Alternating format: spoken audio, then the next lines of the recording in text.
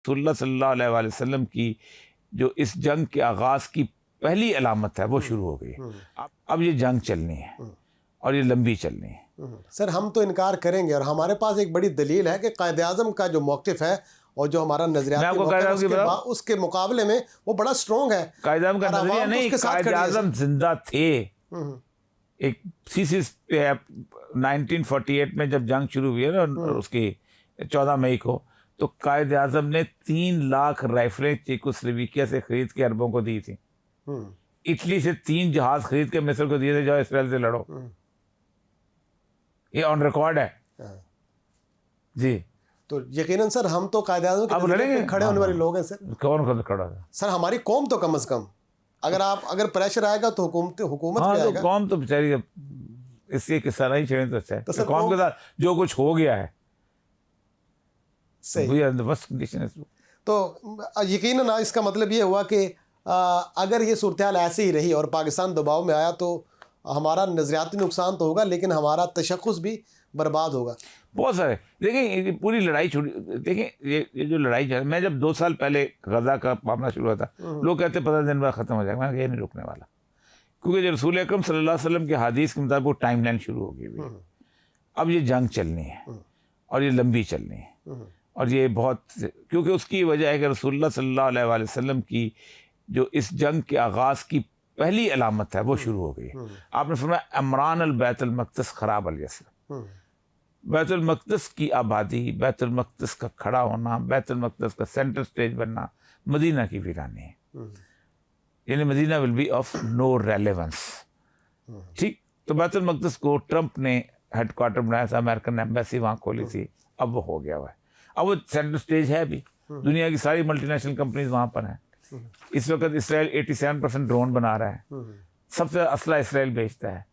अब ऐसी सूरत हाल में आपकी तो क्या हैसियत है? कुछ भी नहीं ना। तो इसका मतलब यह है, तो वहाँ से आपने फरमाया कि ख़राब अल यसर खुरूज अल मला, बड़ी जंग शुरू हुई, आगाज़ उसका हो चुका हुआ है। अब ये जूँ आप इब्राहिम अकॉर्ड की तरफ बढ़ेंगे, जूँ आपकी फ़ौजें वहाँ पहुँचेंगी, तू आपको मारना आसान होगा उनके इसराइल के।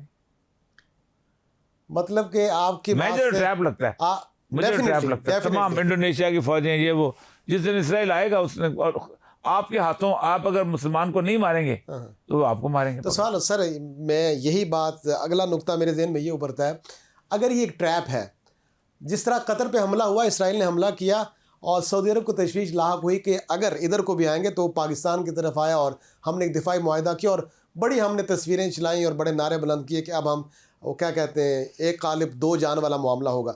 लेकिन साथ ही अमेरिका ने उन्हें दावत भी दी है, उनके साथ दिफाई मुआहदा, और शायद कोई ऑफर्स भी होंगे। जब मुआहदा तय पाएगा तो तफसीलात सामने आएंगी। आप मुझे बताएं, कतर से हमला जो हुआ है इसराइल के तरह, वो किसकी सरजमीन से गुजर कर गए हैं? इन्हीं की सरजमीन से सर, सऊदी अरब की। Definitely sir. तो खैर सऊदी अरब को फिक्र कहाँ से होगी? तो सर फिर क्या इतनी उजलत में पाकिस्तान आया और फिर हम वहाँ गए और फिर हमने दिफाई मुआहदा किया? ये ऑप्टिक्स हैं अवाम के लिए, पब्लिक के लिए। यानी कि आपके नज़दीक इनका हकायक से कोई ताल्लुक नहीं है, सिर्फ लोगों को धोखा। मैं खालिद मिशेल से मिला था वहाँ पर, टर्की में बैठा हुआ था इस वक्त, इसका जो बड़ा है, बड़े ज़बरदस्त शानदार किस्म का पैलेस मकान और ये, लेकिन बहरहाल टर्की में फिर वो जो उठ के आगे मार खाई उन्होंने। इस्माइल हानिया से मिले, मुलाकात रही है एक बार में, तो वो कतर ने उनको प्रोटेक्शन दी हुई थी। तो कतर में असल में इसराइल ने मारना नहीं था उनको, इसराइल सेट करना था। तो वजह क्या बनी सर, क्यों हमला क्यों किया? बेसिकली इसराइल अपने टर्म्स एंड, इसराइल कहता है पावरफुल मैं हूँ, यूएई का दिफा किसके पास है? इसराइल के पास। सही, आयरन डोम उसके पास है। क्यों है? अब ये मुझे बताइए सर। क्या अमेरिका ने भी ये जिम्मेदारी नहीं उठा रखी थी कतर की? नहीं, बिल्कुल नहीं। कतर तो टर्की के साथ था, दूसरी तरफ था। देखिए, एक हवा क्रिएट किया गया ईरान का, और ईरान का हवा ये क्रिएट किया, ईरान को बाकायदा इराक फतह करके दिया गया। सही, पहले सद्दाम से लड़ाई करवाई, क्योंकि सद्दाम बहुत बड़ी ताकत थी। सद्दाम की जो फोर्स थी वो मतलब इस खत्ते में पूरी दुनिया की सबसे बड़ी इंपॉर्टेंट 3 फोर्स थी, और उस फोर्स को बाकायदा उन्होंने पहले 8 साल लड़वाया, ख़त्म किया। फिर 91 में उसको तुम कुवैत में घुस जाओ, वो कुवैत में घुस गया बेचारा कहने के ऊपर। फिर कुवैत से हमला करवाया उसका। उस हमले के बाद आप खुद सोचें कि उसके ऊपर पाबंदी लगी, इस हद तक खौफनाक पाबंदी लगी कि दवाइयाँ बंद की गई। सही सही। फिर उसके बाद उसको पूरे के पूरे इराक की एयरफोर्स ख़त्म की गई 2003 में, उसके टैंक ख़त्म किए गए, उसकी आर्टिलरी ख़त्म की गई। ईरान को रास्ता दिया गया कि आ जाओ इराक पर कब्जा करो।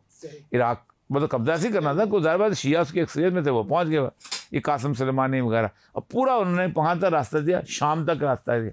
शाम में इराक ने समझा, ईरान ने समझा कि अब मेरी हुकूमत बनने वाली, हिजबुल्लाह लेबनान में मेरी हुकूमत हो जाएगी। अब जब उन्होंने वक्त आया उनको वाइंड अप करने का, पहले उन्होंने कासिम सुलेमानी को मारा, फिर उनके एटॉमिक साइंसदानों को मारा, फिर उसके बाद हिजबुल्लाह को 15 दिन के अंदर 3 की 3 क़ियादतें ख़त्म करके रख दी। फिर उसके बाद उन्होंने ईरान पे हमला किया। क्यों किया था? उन्होंने पहले थ्रेट क्रिएट किया कि आप अगर इब्राहिम अकॉर्ड नहीं करते, इसराइल को नहीं मानते, ईरान तुमको खा जाएगा।